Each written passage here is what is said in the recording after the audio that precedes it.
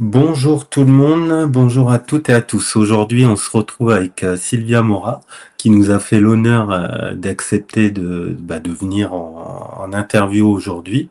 Elle est neurochirurgienne, elle a fait pas mal de recherches, passionnée de l'hypnose aussi. Elle va nous partager les neurosciences, un peu ses recherches, son chemin aussi. Je te remercie Sylvia pour l'acceptation. Je te laisse la parole si tu veux bien te présenter en quelques mots pour ceux qui ne te connaissent pas. Oui, bah, tu l'as déjà fait. Je suis neurochirurgien à l'hôpital de Bicêtre. Je travaille surtout dans les maladies rares en neurochirurgie. Je suis neurochirurgien référent du centre coordonnateur maladies rares en neurochirurgie en France, c'est MAVER. Donc le centre coordonnateur est à Bicêtre. Et voilà. Je J'utilise l'hypnose. J'ai été formée à l'hypnose dans les années 2000-2001 jusqu'à 2002 ou 2003 à l'IFH. Et j'ai utilisé l'hypnose au bloc et pour les douleurs neuropathiques. Ces malades avec les maladies rares ont des douleurs neuropathiques qu'on peut traduire dans des douleurs irréductibles, chroniques irréductibles, car les traitements médicamenteux ont un effet, mais pas total. Donc, on peut s'aider avec l'hypnose pour ces malades-là. D'accord. Oui, donc c'est passionnant. Et quand tu as rencontré l'hypnose, c'est toi-même tu t'es dirigé vers l'hypnose. Qu'est-ce que ça a amené quel a été l'élément déclencheur? Pourquoi l'hypnose à ce Euh, moment-là? je suis tombée par hasard en 2000, euh, par hasard, et j'avais un copain chirurgien viscéral qui m'a dit, au lieu de travailler, parce que je ne voulais pas quitter la fonction publique et travailler dans le privé, mais pour gagner bien sa vie, je faisais à moitié privé, moitié public. Et il m'a dit, comme les assurances sont très chères pour les chirurgiens dans le privé, il m'a dit, écoute, on va faire un truc qui s'appelle hypnose. On va ouvrir tous les deux un cabinet, l'assurance est moins chère et on va gagner plein d'argent. C'est comme ça que j'ai fait l'hypnose. Et du coup, je me suis inscrite. Mon collègue, il ne s'est pas inscrit. Du coup, le plan initial a foiré. J'ai fait quand même, comme j'avais payé la formation, j'ai fait quelques mois et une nuit. Au bloc, on était en décembre ou janvier. Je devais payer encore la formation. Et une nuit, j'étais de garde, j'ai eu un malade, un hématome à opérer. Et je me suis dit, tiens, je vais essayer ce truc-là que j'apprends. Si ça marche, je continue et je paye, sinon j'arrête. J'ai fait ce malade. Ça a marché. Du coup, j'ai continué. J'ai découvert par la suite l'hypnose, qui ne m'a pas du tout aidé à faire l'argent. C'était l'idée initiale. Je ne suis pas Hmm. rentrée par un esprit formidable, une recherche spirituelle extraordinaire. Non, non. Et par la suite, en pratiquant l'hypnose et en étudiant l'hypnose, j'avais dit à des copines qui allaient faire un DU, bon, les DU de plusieurs facs, que c'est très important pour les gens qui se forment à l'hypnose d'apprendre quelques bases solides d'anatomie, de physiologie, car c'est indispensable. Mais à l'époque, en 2000, c'est pas du tout en neurosciences, en hypnose, c'était que les psys qui travaillaient là-dedans. Et j'ai réussi et j'ai commencé à donner des cours parce que j'avais ce double avantage de connaître l'anatomie du système nerveux. Je me balade là dans le cerveau pour opérer. Du coup, je le connais plus ou moins bien. Bon, on ne connaît jamais tout. Et je trouve essentiel ça et j'ai travaillé beaucoup en parallèle de mon boulot principal de donner des conférences, des cours à plusieurs facs, des DU, et essayer de donner cette base solide qui est l'anatomie et le fonctionnement cérébral. J'ai répondu à ta question, c'était ça. Oui, oui, ouais, c'est un beau parcours, une belle rencontre avec l'hypnose. On pourrait dire un destin, en quelque sorte. Oui, Et, donc, bah, j'ai quelques questions hein, qui ont été posées par des hypnothérapeutes, par des psychologues. Donc, j'ai fait pas des psychiatres ou autres, j'ai fait une petite oui. liste. La toute première que je voudrais te poser, c'est pour toi, euh, qu'est-ce que c'est l'inconscient pour toi et pour les neurosciences? Est-ce que ça existe? Comment par rapport à tes recherches, par rapport à ton expérience, comment tu le définis? Ben, c'est simple. Ton inconscient, c'est toi-même. Mon inconscient, c'est moi-même. C'est l'essence de nous-mêmes. Mhm. Est-ce que Ce qu'il y a, c'est que c'est... lui, il ne veut pas trop donner des informations au conscient. Il a certains critères. Premier critère, c'est la loi du tout ou rien. Soit il donne l'information, soit il ne la donne pas en fonction d'autres critères qui sont: est-ce que cette information elle est bénéfique pour l'organisme physique et pour le conscient dans lequel j'habite? Donc ça, c'est le premier critère, il va la donner. Est-ce que le conscient, avec toute son histoire, ses paradigmes de pensée, ses principes, ses idées fixes, ses phobies, peut accepter cette idée? Si l'inconscient considère que l'autre il n'est pas capable encore de l'accepter, il ne donne pas. Et voilà, il y a la troisième, là, tout là. Bah, voilà, c'est les trois lois. Est-ce que par rapport à la recherche, par rapport aux ondes, aux scanners, est-ce qu'il en ressort des choses sur l'inconscient concrètement aujourd'hui en Ah bah, bien 2025? sûr, on le Oui. voit. On le voit clairement. On voit en IRM fonctionnel, en IRM de tracking des fibres qui s'activent, comment certains centres travaillent. On voit le passage à l'inconscient, au conscient ou pas du travail de l'inconscient. Le travail de l'inconscient, il est de milliards de fois plus important, plus riche, plus fort et plus puissant que le travail du conscient. Le conscient, c'est une information à la fois. L'autre, il traite des milliards à la fois en série, en parallèle. C'est pour ça qu'il y en a des petites excités, là, des neuroscientifiques en hypnose, qui parlent de quantique. C'est un mode Hmm. de fonctionnement qu'on peut appeler quantique parce que les fibres travaillent en série, en parallèle, en même temps. Donc, deux neurones peuvent traiter quelques milliers d'informations en même temps. Ce que nous, consciemment, on ne peut pas faire. Et après, on a des images IRM du passage de l'information au niveau conscient. On le voit quand ça se passe. Tout d'un coup, il y a des petites activations partout. J'ai des films et des diapos. Je vais les présenter à Bièvre en mai. Tu Oui, sais, je fais le truc de Daniel Goldschmidt, les journées de Bièvre, le 23 mai, le 24 mai, où je vais parler en détail de ça, toute la journée de 23 avec des vidéos, avec des films, avec les IRM, car c'est difficile en verbal comme ça d'expliquer les hmm. choses. C'est bien d'avoir les images et les films. On fait des vidéos sur l'IRM et on voit les activations, on voit Hmm. comment ça se passe, le passage de l'information. Donc j'invite tout le monde, mais bon, les places sont assez restreintes parce que j'ai dit à Daniel que je ne veux pas beaucoup. On peut s'inscrire sur Hypnose Profonde ou sur le site, le Facebook de Daniel De Goldschmidt. Donc, Daniel. Hmm. voilà. Et là, j'ai tout pour expliquer les processus en détail. Il faut avoir ces images avec tous les centres et il me faut quelques heures Eh oui. Ouais. quelques Oui, minutes à expliquer tout. Hmm. J'ai peur toujours d'une malcompréhension Hmm. euh, quand le temps de détail de l'anatomie et tout ça ne sont pas donnés, pas forcément pour retenir tous les détails, mais pour comprendre les choses et construire.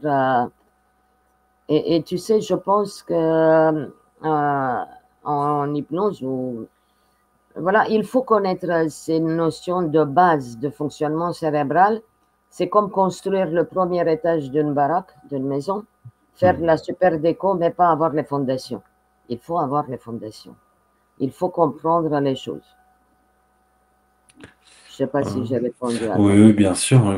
Bah, et je comprends tout à fait que c'est difficile à faire un exposé oralement sans ton matériel, sans la préparation comme ça qui dure beaucoup Non, plus longtemps. tu sais, pour moi, c'est pas difficile. Je peux sortir les paroles. Oui, Mais j'ai remarqué pour que comprendre que. si les choses sont pas bien expliquées en détail avec du temps et avec des images, souvent, ce qui se passe, c'est devant l'autre, la compréhension de l'autre.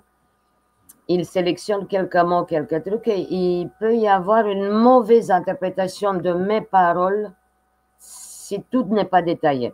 Du coup, je me retrouve avec ah bah Sylvia Morar a dit ça et moi je me dis mais quand est-ce que j'ai dit un truc pareil, une nullité pareille? J'ai jamais dit une telle nullité, mais c'est la transmission de l'enseignement qui, si elle n'est pas faite correctement, c'est pas bon, c'est pas bon. Ouais, ouais, bien sûr, il est important de mettre des fusibles.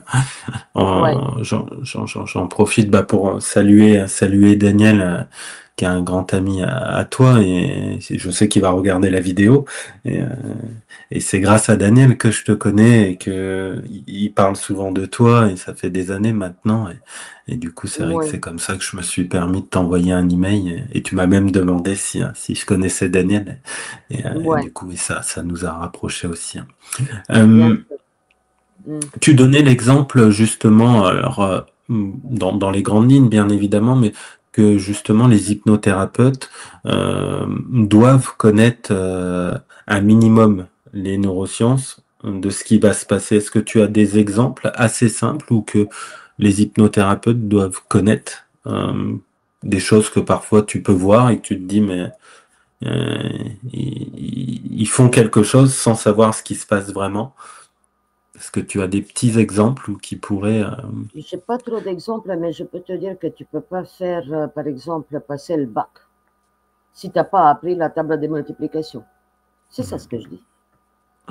C'est pour savoir, parce que ce savoir-là de fonctionnement cérébral normal, naturel, donc déjà l'hypnose, le processus hypnotique ou la transe méditative ou ce que tu veux, chamanique, n'importe laquelle, elle va s'instaurer sur certaines activations de certains modules de notre cerveau, qui sont surtout les modules attentionnels. Et elle va faire taire d'autres. D'accord?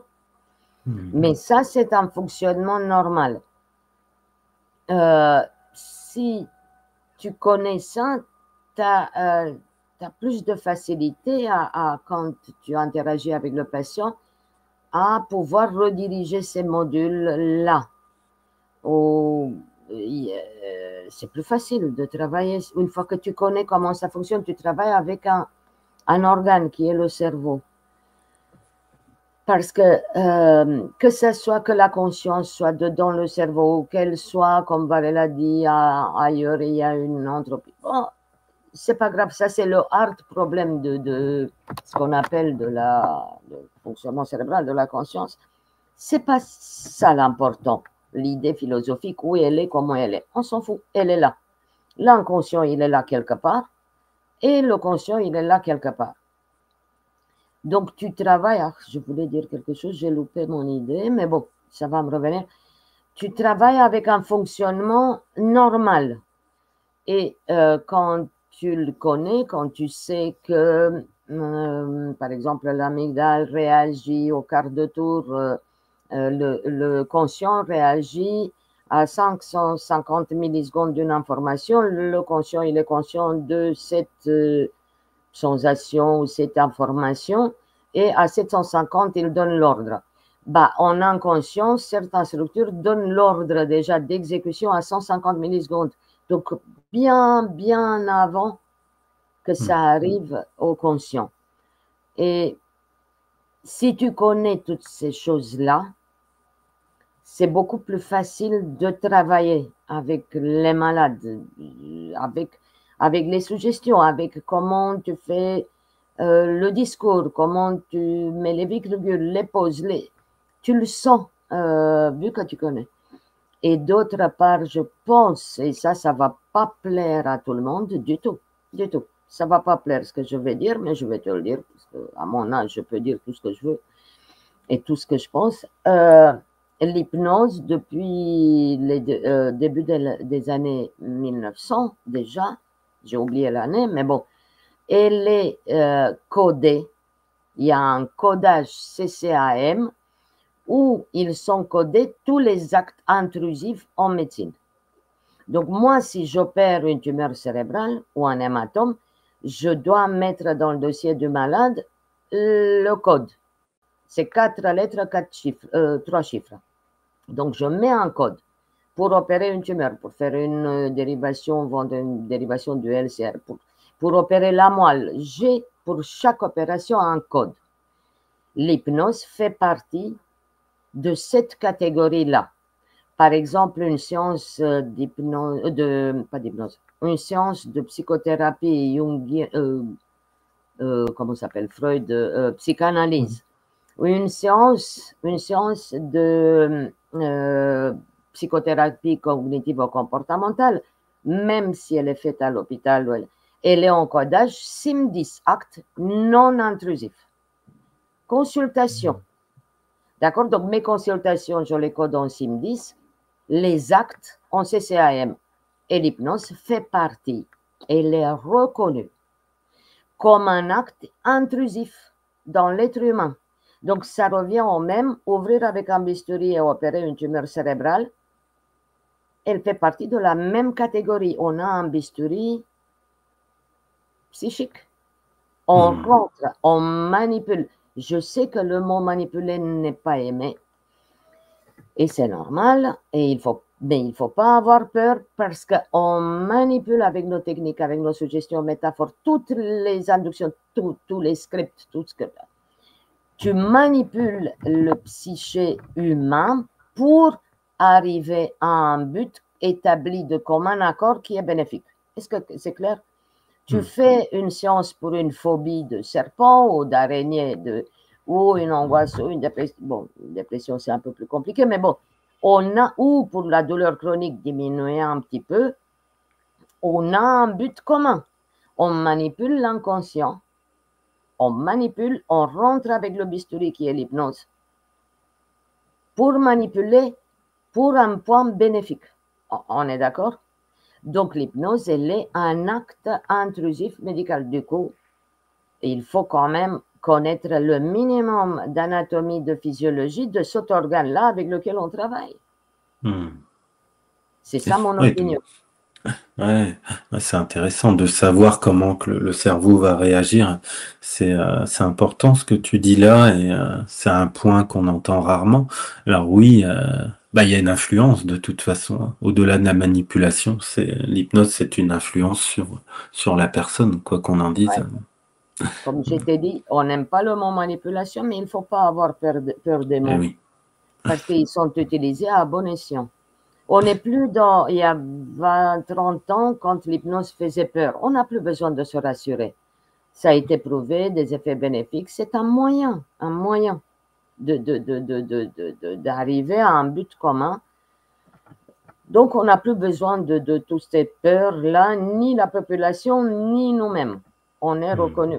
Tu vois ce que je veux dire? C'est pas comme avant. Il y a 30 ans, moi, quand j'ai commencé à faire ça, des collègues me disaient, mais qu'est-ce que tu vas faire là avec ces illuminés? Voilà. Je dis, je verrai. Finalement, le temps a fait changer les choses, mais tout au début, c'était un peu étrange. Quelle est la place qu'a l'hypnose dans les blocs maintenant, enfin chez toi en chirurgie Elle est de plus en plus utilisée. Moi, je n'ai fait, mais c'est difficile d'opérer et faire hypnose en même temps, donc c'était sur des blocs courts qui ne dépassaient pas 2-3 heures. D'accord, parce que c'est dur de faire les deux en même temps. En plus, j'avais pas la tête du malade. Mais ça, je vais te le raconter plus tard. Et le fait, il y a une anesthésiste qui s'est formée après à l'hypnose pour faire les chirurgies éveillées. Mais là, je ne pouvais pas faire l'hypnose parce que c'était des durées de bloc trop longues, 6, 7 heures. Et il y avait l'anesthésiste qui faisait l'hypnose. Elle est utilisée pour des petits gestes dans beaucoup d'autres pathologies, pas seulement en neurochirurgie. En neurochirurgie, c'est pas énorme dans tous les hôpitaux. Il n'est pas beaucoup utilisé, sauf certains en chirurgie éveillée. À cause de la longueur des interventions, voilà, bon, mais bon. Il y a aussi les positions chez nous qui sont un peu, on peut faire que pour les chirurgies en décubitus dorsal, donc les malades couchés sur le dos. Si on a des positions que s'il faut accéder derrière, ils sont en ventral, donc ça, pas la peine de faire de l'hypnose, c'est une position d'un inconfort énorme et qui peut durer plusieurs heures, donc on va, je crois pas que quelqu'un ait essayé, moi j'essaierai pas de faire de l'hypnose. Mais il y a beaucoup d'autres spécialités qui utilisent petit à petit l'hypnose. Ce qui se passe, et il faut quand même un petit peu de temps pour faire l'induction, pour mettre le malade en hypnose. Donc, il est possible que beaucoup de gens pourraient l'utiliser, mais ils ne l'utilisent pas car c'est du temps en plus. C'est beaucoup de temps en plus. Mais bon. C'est de la préparation. De temps d'occupation de la salle opératoire et il faut la libérer le plus vite pour d'autres. Hein. Voilà. Il y a des avantages à faire de l'hypnose au bloc. Il y a des avantages en chirurgie. Les suites post-opératoires sont meilleures de plusieurs points de vue. Il y a moins de saignements péropératoires, ça je l'ai constaté. Mais c'est écrit dans les articles. La cicatrisation elle est meilleure. Et surtout, les suites post-opératoires sont meilleures. Pourquoi? Pas parce que l'hypnose fait quelque chose à l'endroit où on opère. Non. Mais il faut savoir d'emblée qu'une intervention chirurgicale qui est programmée, qui est surtout neurochirurgicale, ouvrir la tête, c'est assez traumatisant. C'est un traumatisme psychique. Hein. Ça laisse donc les malades après. Moi, je leur dis, il faut bouger la tête, même si vous avez mal au cou. Il faut. C'est pas un signal d'alarme. C'est vous vous dites, c'est mon rare qui a fait mal parce que on coupe des muscles, on les suture, on a des douleurs, mais c'est un traumatisme psychique. Et j'ai vu que avec l'hypnose, cet impact du traumatisme de l'événement, il est plus faible après. Comme ça, sans travailler forcément là-dessus. En hypnose, où ils sont, ah, bah, c'est bien, tout souriant, tout. C'est ça ce qu'on gagne beaucoup avec l'hypnose et ça compte énormément. Ça compte énormément pour les malades. Ils sortent plus vite de l'hôpital, ils reprennent une vie plus rapidement sans avoir des problèmes d'angoisse post-traumatique à cause de cet événement de leur vie. Oui, ça apaise aussi, bien sûr. Aujourd'hui, neurologiquement parlant, on peut dire que l'hypnose existe. Toi, de par tes recherches ou de ce que tu as pu voir à travers le monde, scientifiquement, on peut dire que ça touche une zone du cerveau spécifique, l'hypnose, est-ce que ça allume quelque chose? Une petite zone. Ça touche un peu le fonctionnement de l'ensemble et ça modifie certains circuits. Donc, il y a des circuits qui se coupent, il y a des circuits qui se remettent en route, il y a des centres qui se taisent complètement et d'autres qui s'activent. Il y a une sorte de variation de fonctionnement en restant dans les variantes anatomiques normales. On reste dans la normalité, mais il y a un changement. C'est un changement un peu global. Certains trucs doivent se taire complètement pour pouvoir laisser l'hypnose s'installer. et d'autres doivent se réactiver, d'autres doivent être coupés, mais les centres travaillent encore, mais indépendamment, ils ne travaillent plus ensemble. Il y a des centres qui sont complètement réduits au silence, etc. C'est une variation d'un ensemble, d'une toile en arrière d'araignée en 3D. Il y a des centres qui disparaissent, d'autres liaisons qui se renforcent et d'autres qui se coupent. Pour réaliser, que ce soit hypnose ou autre état de transe, c'est pareil. C'est la même chose. Il n'y a pas de différence.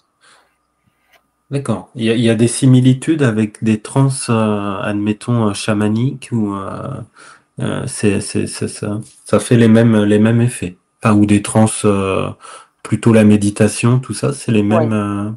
Ouais. C'est le même fonctionnement en transe et que ce soit une transe, mais il faut que ce soit une hypnose profonde, pas du pipeau. De l'hypnose conversationnelle, là, c'est rien du tout. Ça, c'est rien. Ça, à mon avis, ça n'existe pas, ça. Mais c'est la même chose. Les transes chamaniques ont été peu étudiées quand même en IRM fonctionnel parce que il y a certaines manifestations un peu hystéroïdes, donc je ne sais pas trop bien. Mais à la fin, ça dépend du rituel de rentrer en transe aussi. Mais c'est la même chose que méditation. Une fois la transe obtenue, c'est le même fonctionnement. Ce que j'ai dit que c'est coupé, ce qui arrête de fonctionner, ce qui se remet en route, etc. C'est la même chose. Tout est la même chose. Ouais, c'est intéressant. Donc après, bien sûr, il y a le côté contextuel. Par exemple, chamanique qui rentre en compte aussi, donc ça doit être difficile à évaluer. Peut-être avec Corinne Sombrin, elle a fait des recherches de son côté à Paris 8, donc peut-être ils ont quelques études là-dessus. Elle n'est plus à Paris 8, désolé. Elle n'est plus à Paris 8. Non, d'accord. Mais oui, c'est vrai que c'est un peu plus difficile de faire des recherches. J'ai lu les études, je ne suis pas trop pour. D'accord. Je ne suis pas d'accord avec certaines conclusions. Okay. Tu as soulevé un point intéressant, l'hypnose profonde. J'allais te poser la question.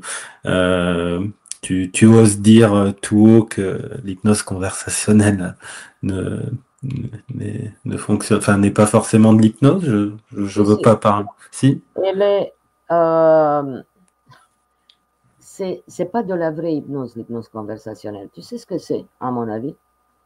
C'est les mécanismes de manipulation que nous avons tous subis dans notre vie par l'éducation des parents, par les professeurs, par les informations des médias, des réseaux sociaux, de la télé, des films, des contes qu'on a lus. C'est une influence, et en plus, si ça se répète, bah, ça marche. C'est une simple manipulation. C'est pareil que tes parents, que mes parents, que les profs qu'on a eus, que des gens qui nous ont marqués, qui à un moment donné, c'est pas de la vraie hypnose. Il n'y a pas une rentrée en transe du cerveau, du fonctionnement cérébral. C'est de la simple manipulation. Donc ça, on peut le faire. Tu peux faire de la manipulation mentale, je ne sais pas, avec tes enfants, avec ta femme, tu peux. Mais ça ne veut pas dire que c'est de l'hypnose conversationnelle. Oui, on peut lui dire, mais ça me dérange que le mot, dans cette technique-là de conversation, il y a le mot hypnose qui signifie quand même quelque chose qui est un acte, qui est... Je crois qu'il faut le nommer autrement, pas de l'hypnose. Ok. La PNL, par exemple, c'est ce qui ressemble. Oui. Qui est très valable. On peut obtenir. Bien sûr, ça fait des bons résultats. Tout à fait. Mais si je fais de l'hypnose conversationnelle avec un malade avec des douleurs chroniques depuis 20 ans, ben, je peux la faire jusqu'à la retraite. Ça ne marche pas. Si je fais un package de 5, je mets 7 à 10 séances, mais au bout de la 5e, les résultats se voient. à 2 semaines d'intervalle et on travaille vraiment le truc en profondeur pour obtenir un résultat. Et on l'obtient au bout d'un travail sérieux, pas de l'hypnose conversationnelle. Ça va pas marcher sur des trucs sérieux. Hmm. Oui, souvent, alors après, bien sûr, souvent l'hypnose conversationnelle, c'est un pansement et ça va pas tenir dans le temps. Après, Ouais, sans faire une généralité, bien évidemment, après, non, ça aide mais par beaucoup de monde exemple, aussi. tu vois quelqu'un dans le bus qui a une crise d'angoisse, panique. Tu fais un peu d'hypnose conversationnelle, ça marche sur le coup. Mais est-ce que tu as traité le problème en profondeur et tu l'as guéri à vie de ces crises de panique qui lui arrivent? Non, non. Hmm. C'est ça ce que j'essaie de dire. Peut-être je me trompe, si Hmm. tu as une autre opinion. Mais c'est mon opinion à Moi, moi. j'ai la même opinion que toi. Après, moi, je suis un défenseur de l'hypnose profonde. Et bien sûr que l'hypnose après, plutôt légère, elle fonctionne aussi. Ça serait, je mentirais si je dirais le contraire. Ça fonctionne sur des choses. Mais l'hypnose profonde, pour moi, elle est importante parce que c'est là que ça tient généralement dans le temps et que ça amène des résultats, tout comme en hypnose légère aussi, mais quand même, il y a une Oui, différence. Après voilà, c'est un sujet particulier hein, dans la sphère hypnotique hein, des hypnothérapeutes, parce que ouais. c'est... Tu sais, pour opérer un hématome, là, je peux ramer grave pendant que j'opère à faire de la conversationnelle. Eh oui, Quand c'est... on fait le trou là avec la perceuse dans l'os et que tout vibre et il y a un bruit et il sent qu'il y a une perceuse qui lui rentre dans le crâne, l'hypnose conversationnelle va me ramener droit au mur.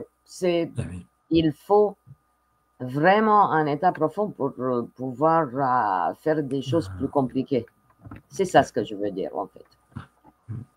Comment tu définis justement, toi, l'hypnose profonde? Quels sont les critères pour toi ou qu'est-ce qui... Ben, les critères, moi je suis pas trop psy là, donc j'ai pas. Daniel peut répondre mieux que moi à cette question-là du point de vue psy. Mais en tout cas, pour moi, c'est quand j'ai tous les signaux que l'état de transe a été instauré, je fais des petits tests. Ou quand au bloc, par exemple, ce qui m'aidait énormément, tu sais, moi je vois pas le visage du malade parce que je suis derrière la tête et il y a les champs qui couvrent tout. Donc je peux pas avoir un critère. Même les mains, je les vois pas pour faire un doigt. Si tout va bien, il se lève vers le haut. Non, je peux pas trop faire ça. Mais j'avais le scope. Donc au pied du malade, devant mes yeux là, il y a les appareils qui montrent, le scope montre la tension en permanence, la tension artérielle, la fréquence cardiaque, la fréquence respiratoire et la saturation d'oxygène. D'accord? Ils ne sont pas intubés. Donc, je vois euh, dès au moment où, donc, quand je commençais l'hypnose, tous ces chiffres restent pas en plateau, varient. Ça monte, ça descend, ça, ben, en fonction de malade, tout ça. Et à un moment donné, tout va se stabiliser. Quand la transe elle est instaurée, la transe profonde, je vois que le chiffre de fréquence cardiaque ne bouge plus. Il reste à 52. C'est un plateau. Il reste un plateau. Donc moi, je faisais une induction. Quand je voyais le plateau au chiffre, je dis c'est bon. J'opérais sans même pas parler, sans continuer l'hypnose. Et dès que le chiffre changeait, montait un petit peu vers le haut, je vais un ou deux ou trois, je dis, ah là, je dois renforcer la transe, il commence à sortir. Et j'avais ce critère-là. Tout est en plateau. Ça bouge plus. Quand on est Ah, réveillé chez moi et chez toi, ça bouge tout le temps. Ça monte, ça descend, ça varie. Peu, pas énorme, mais ça varie. En hypnose, ça variait plus et j'avais mon contrôle avec les lignes de scope. c'est passionnant. C'est bien d'avoir ton avis parce que toi, tu vois en direct ce qui se passe en fait. C'est pas Ouais. commun. Ça change du côté thérapeutique. Toi, tu vois exactement la réaction, comme tu disais au début, sur le corps, sur les organes. Enfin, tu es en arrière-boutique, c'est le cas de le dire. Mm. Oui. Est-ce qu'ils se souviennent, les patients, au réveil, par rapport aux interventions, Ah ouais, ça dépend. De l'intervention ou de la transhypnotique? de la transhypnotique, enfin De de, la ouais. transe, oui. Et il faut faire gaffe parce que parfois j'ai fait des erreurs. Et je me suis fait engueuler par les malades parce que bon, j'avais un jour, j'opérais un malade et c'est une petite anecdote, je vais passer vite, je vais la raconter vite. Et moi, je parle aux malades. Quand je parle en arrière aux penseuses, aux instrumentistes, au personnel qui m'aide, je change de voix pour qu'il ne prend pas pour lui. Et je change la voix en fonction de à qui je m'adresse pour pouvoir parler en même temps. Et au bloc, il y a du bruit, il y a des... Et elle m'avait donné, bon, c'était un soir, la nuit, elle m'avait donné un câble qui n'était pas le câble de la perceuse. D'accord? Donc, moi, mon malade, il était sur la plage en Espagne, tranquille à ses vacances. Je l'avais mis en hypnose. J'ai incisé, je veux faire le trou, pas de poser, et je me retourne vers la fille, je dis, il me faut un autre câble, c'est pas le bon. Le malade me répond, ah, j'ai pas de câble. Donc, moi, je dis, ah, mais c'est très bien, mais écoutez, vous pouvez commencer à chercher un câble pour moi, parce que j'ai besoin d'un câble. Bon. Donc, je le mets à chercher le câble sur la plage. La fille m'amène le câble qui encore n'est pas bon. Donc, de nouveau, je lui réponds, c'est pas le bon câble. Le malade qui me répond, madame, il est 8 heures du matin. Non, attends. Il me dit, il est 8 heures. Ah oui, non, il me dit, les plages d'Espagne sont propres, il n'y a pas de câble sur les plages. Ah, ben, je dis, bon, je passe vite. Je le fais rentrer dans l'eau. Elle est belle, l'eau, vous rentrez, vous cherchez un câble dans l'eau. Donc, j'ai demandé au malade de me chercher le câble, pendant que l'autre aussi me cherchait le câble, pour pouvoir avoir les mêmes discours à tous les deux. Et elle arrive avec le bon câble. Le malade me dit, je ne peux pas rentrer dans l'eau, il est 8 heures du matin. Ah, d'accord. Donc, je lui fais signe à la penseuse, tu augmentes la température de la couverture chauffante. Et je commence à lui dire, vous avez très chaud, le soleil se lève, tchi, tcha, tcha, tcha, tout le discours là. Et maintenant, vous rentrez dans l'eau pour chercher le câble. Et je l'ai laissé dans l'eau. Après, ben, j'ai continué à opérer. J'avais le bon câble, j'ai fait le trou. J'ai fait 3 trous, j'ai agrandi tout ça, j'ai fait mon ouverture au crâne, j'ai opéré l'hématome. Je voyais le scope que l'autre, il était tranquille, tout plein, pas de problème, pas de problème. Donc, je laisse comme ça et après, je fais quoi? À la fin, je réveille. J'ai plus je suis pendant toute l'opération, je ne suis plus intervenu chez le malade. Je réveille le malade de l'hypnose, une fois fermé. Il a commencé à gueuler. Je ne peux plus de votre câble, je cherche partout, partout. Il m'a dit, je veux dormir, je suis fatigué. Je dis, vous savez, je voulais parler de l'opération. Qu'est-ce que tu m'embêtes avec ton opération? Il m'a fait, et même les jours suivants, j'allais le voir dans le service, je disais, vous savez, l'hématome, oui, je me souviens, il a été toujours fâché contre moi, parce qu'il est sorti d'une hypnose où il était lessivé. Il a cherché le câble et j'arrivais plus à lui parler de l'opération. C'était ce câble et je l'ai traumatisé. Il ne faut pas oublier quand on donne un ordre, ne pas oublier de l'arrêter. Hein. Moi, j'ai oublié. Oui, oui.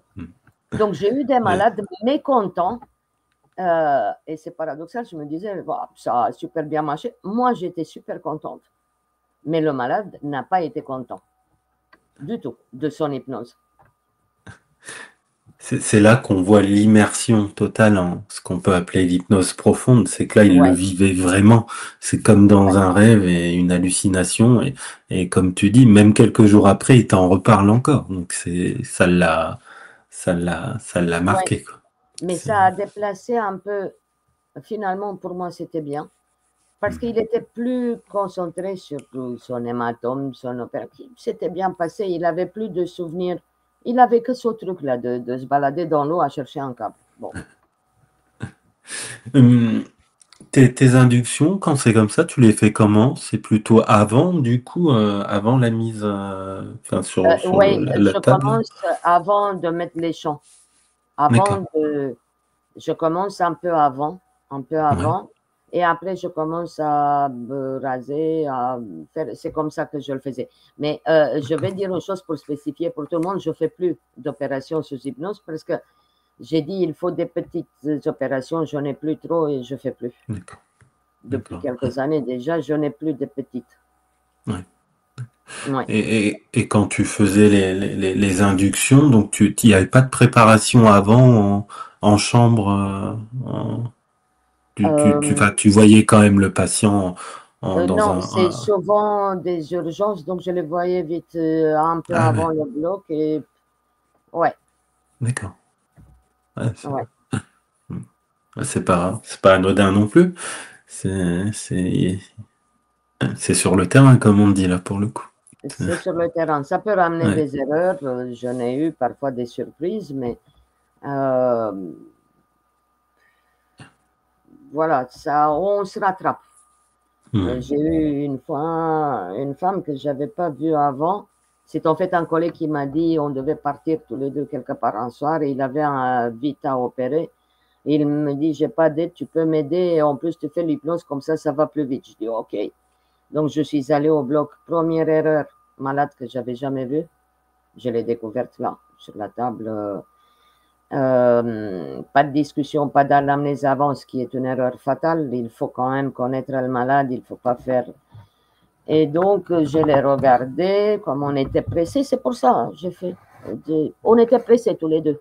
Il était 7 heures du soir, on était pressés.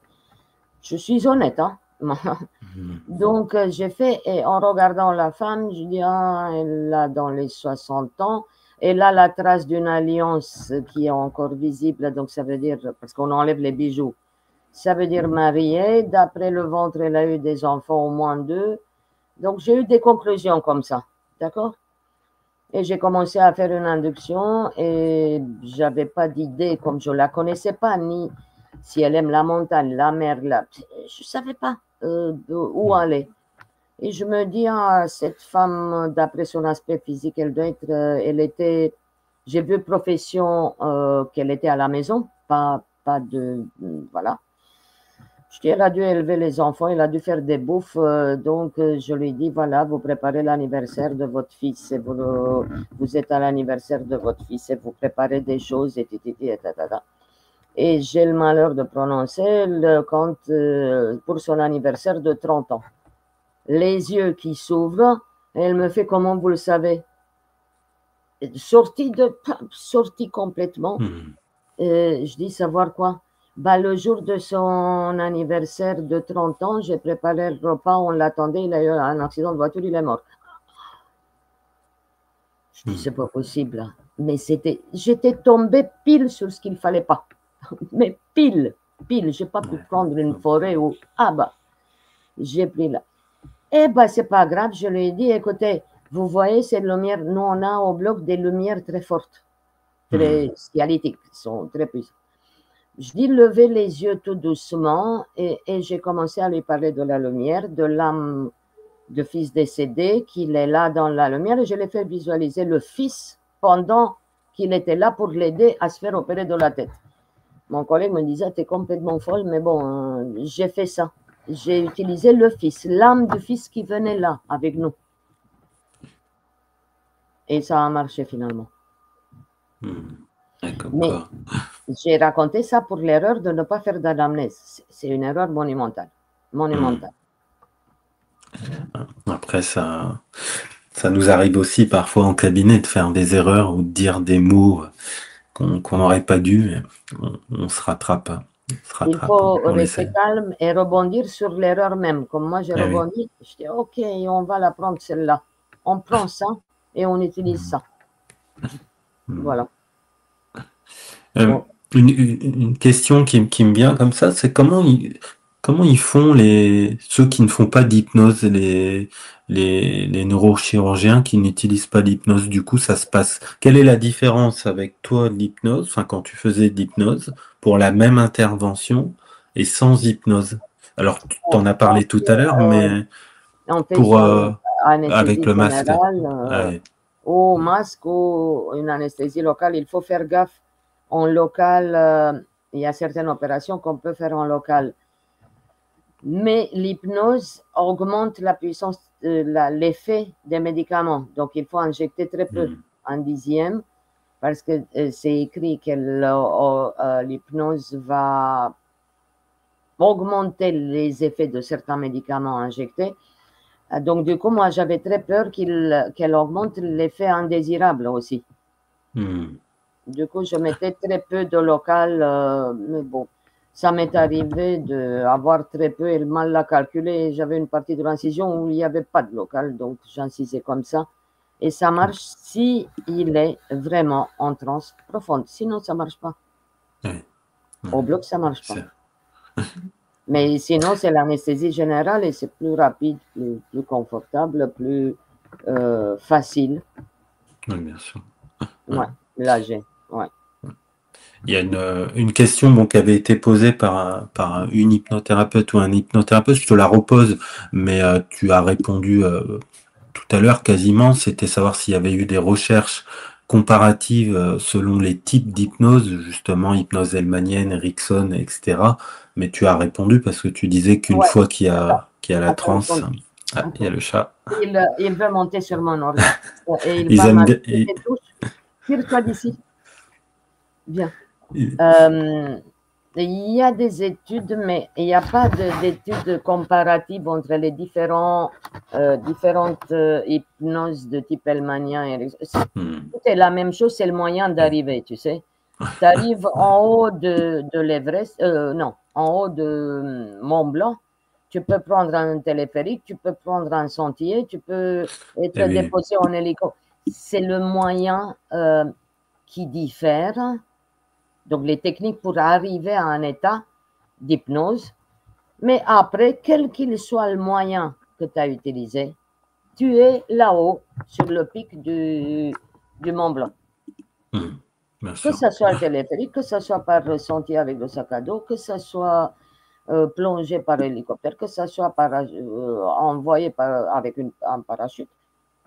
Ce qui compte, Hmm, c'est le but. Tu arrives toujours au même état, quelle qu'elle soit la technique. Par contre, la technique que tu utilises doit s'adapter à toi déjà, la maîtriser, l'aimer, voilà.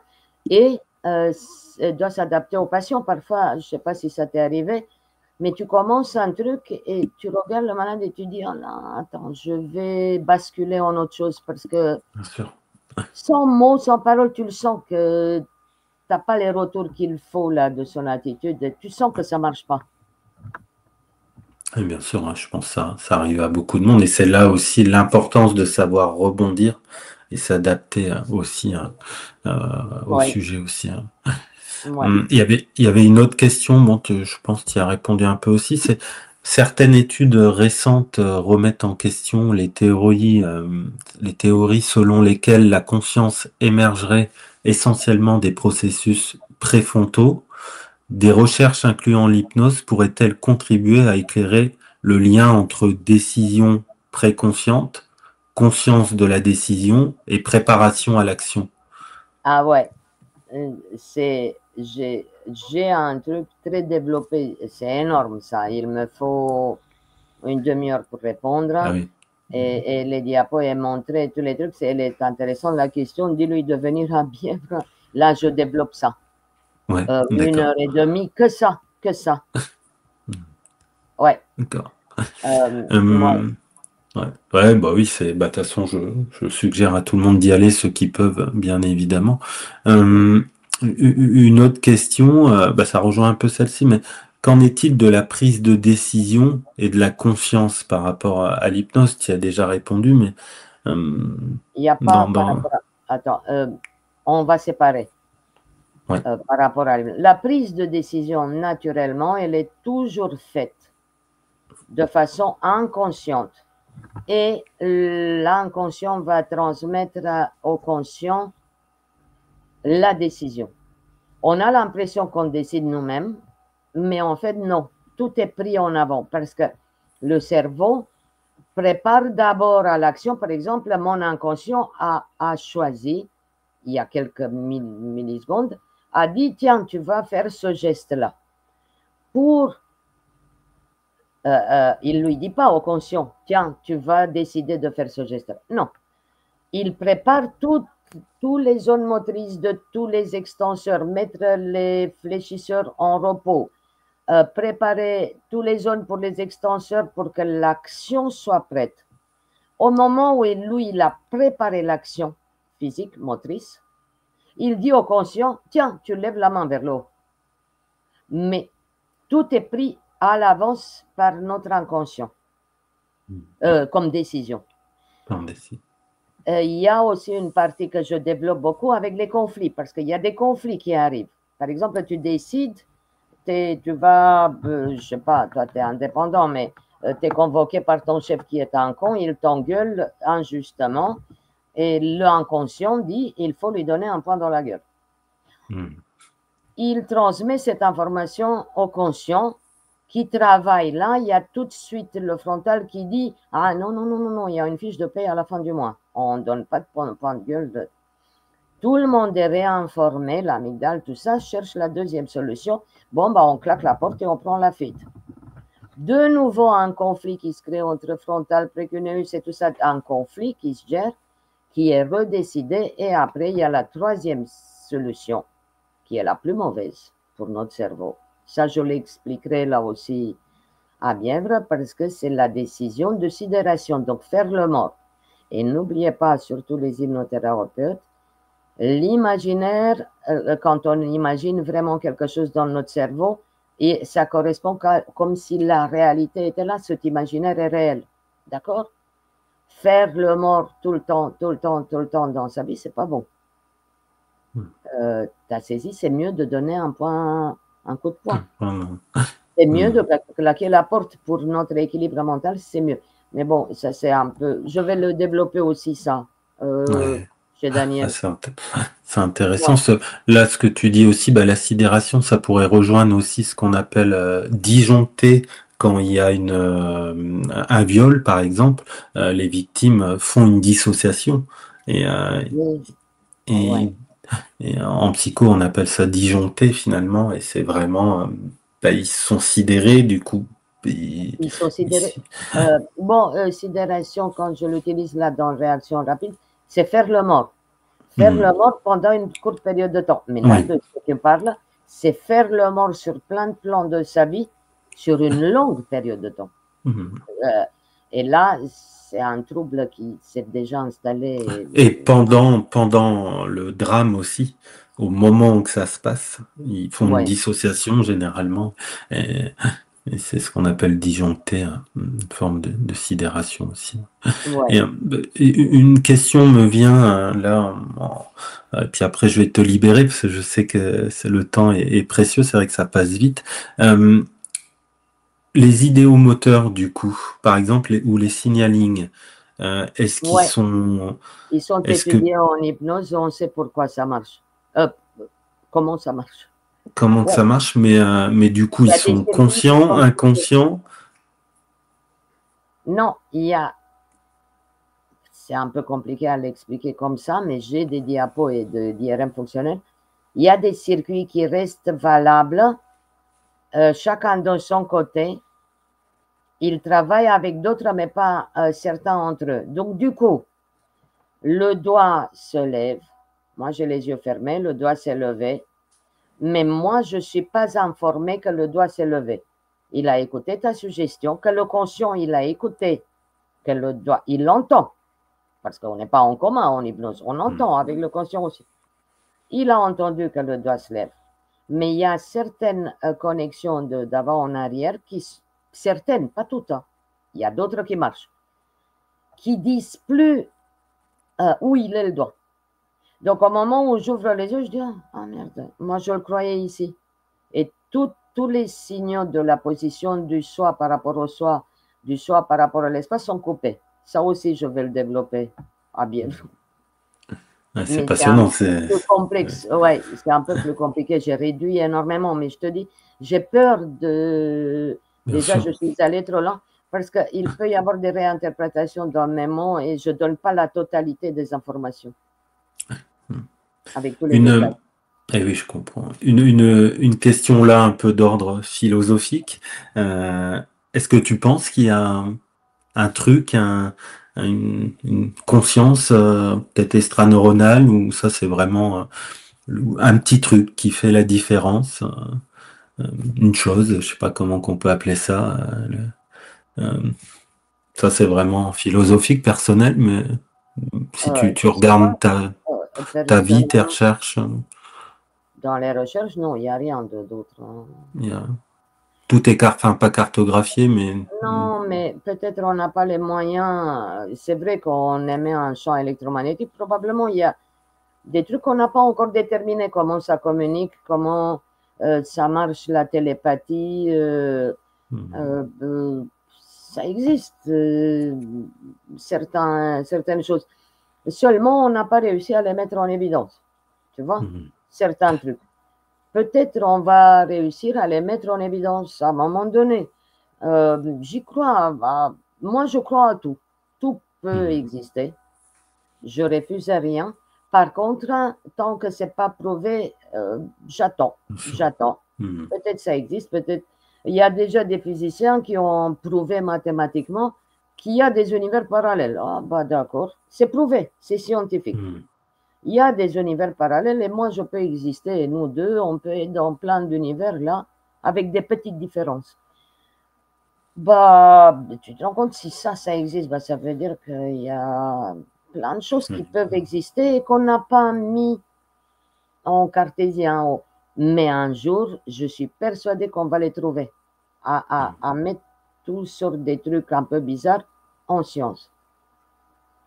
Donc, je crois en tout et j'applique seulement ce que c'est prouvé. Je ne sais pas comment le dire. Voilà. C'est pour ça, c'était vraiment une question philosophique. Est-ce que il y a une question que tu aurais aimé que je te pose avant qu'on stoppe cette interview? Non. Non. Ah, mais je vois pas. Désolée. Non. Non, c'est on a fait déjà le tour. Bon, comme je disais, je sais que ton temps est précieux, donc c'est très sympa d'avoir accepté cette interview. Je pense que ça va plaire à beaucoup de monde. Et puis, bah, j'encourage tout le monde à venir, en tout cas à ta rencontre, voir tes recherches aussi, lire tes recherches, et puis dès que possible te rencontrer en personne. Bon, merci beaucoup, mais ce qu'il y a, c'est que j'ai le temps et les moyens d'expliquer un peu plus Eh oui. correctement, plus en détail, voilà. Ok. Eh ben, merci à toi, Sylvia, et puis Merci beaucoup, Omar. peut-être à bientôt. Ouais. Peut-être à Merci. bientôt, ouais, quand tu Ouais. passes à Paris. Ouais, avec plaisir. Belle continuation à toi, Sylvia. Merci, Merci toi beaucoup. aussi. Merci. Toi Au aussi, revoir. je t'en prie.